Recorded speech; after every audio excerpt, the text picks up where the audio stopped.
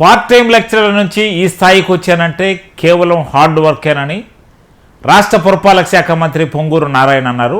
ఆయన నెల్లూరు పాలిటెక్నిక్ కళాశాలలో job achievers డేలో పాల్గొన్నారు. ఈ సందర్భంగా ఆయన మాట్లాడుతూ దేనికైనా ఒక మనిషి అభివృద్ధి చెందాలంటే ముందు హార్డ్ వర్క్ అవసరమని, ఈ నేపథ్యంలో హార్డ్ వర్క్ చేసిన వారికి ఖచ్చితంగా ఉద్యోగాలు వస్తాయని, ఖచ్చితంగా అనుకున్న గోల్ సాధిస్తారని ఆయన పేర్కొన్నారు. ఈ కార్యక్రమంలో పలువురు జాబ్ అచీవర్స్ హాజరయ్యారు. అందరికీ తెలిసిందే 2014-19లో ఈ రాష్ట్రం 110 మున్సిపాలిటీస్ని తీర్చిదిద్దాం. అటు సాలిడ్ వేస్ట్ కానీ, లిక్విడ్ వేస్ట్ కానీ, డ్రింకింగ్ వాటర్ కానీ, రోడ్స్ కానీ, లైట్స్ కానీ, ఎల్ఈడీస్ అయితే భారతదేశంలో ఫస్ట్ రీప్లేస్ చేసిన ఆంధ్రప్రదేశ్. విశాఖపట్నంలో 98,000 లైట్స్ని కేవలం 1 మంత్లో రీప్లేస్ చేశాం. వాటిలన్నింటినీ విస్మరించి ప్రజా అవసరాలు పక్కన పెట్టింది.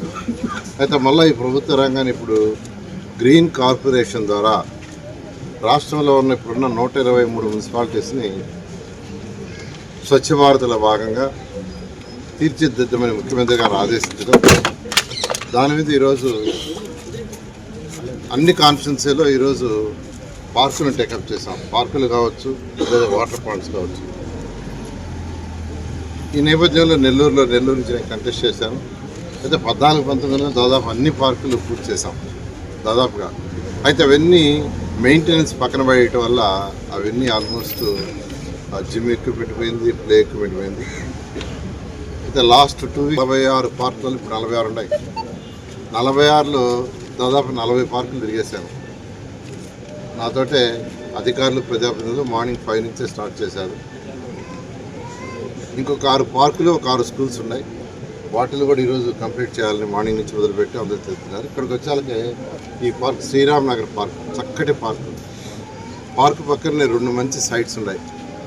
ఏదో పిల్లలు బ్యాడ్మింటన్ ఆడుకుంటారు, అటు కాకుండా ఆ రెండింటిని కూడా చక్కగా, ఒకటి షటిల్ కోర్టు, ఇంకోటి అడిగారు వాలీబాల్ కోర్టు, 2 చేయమన్నాను. అంతేకాకుండా వాకింగ్ కూడా పెంచమన్నాను. అదే కాకుండా అక్కడ చిన్న ఒక అంటే 40x30 ఆర్ 40x40 ఒక రూమ్, చిన్న రూమ్, గ్లాస్తో, చుట్టూ గ్లాస్, నో బ్రిక్, 4 కాలమ్స్, చుట్టూ గ్లాసు, పైన స్లాబ్. ఎవరైనా చిన్న ఇక్కడ పిల్లలకి ఏదైనా బర్త్డే చేసుకోవాలంటే పార్కులో చక్కగా చేసుకునే విధంగా ఏర్పాటు చేయమన్నాను. ఎందుకంటే ఇక్కడ పార్కు సైట్ ఉంది, పార్కు సైటు పెద్దది ఉంది. ఆ విధంగా ఏర్పాటు చేసాం.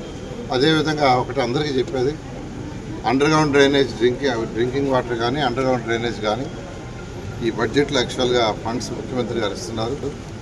వాటిని కూడా 1 ఇయర్లో పూర్తి చేస్తానని నెల్లూరు ప్రజలకు తెలియజేస్తున్నాను. గత ప్రభుత్వం యాక్చువల్గా 166 కోట్లు, 65 కోట్లు శాంక్షన్ చేసి మళ్ళీ వదిలేశారు. అటుకోలో 165 కోట్లు ఖర్చు పెట్టుంటే అయిపోయింది. స్టేట్ గవర్నమెంట్ గ్యారంటీ ఇవ్వక అది ఆగిపోయింది.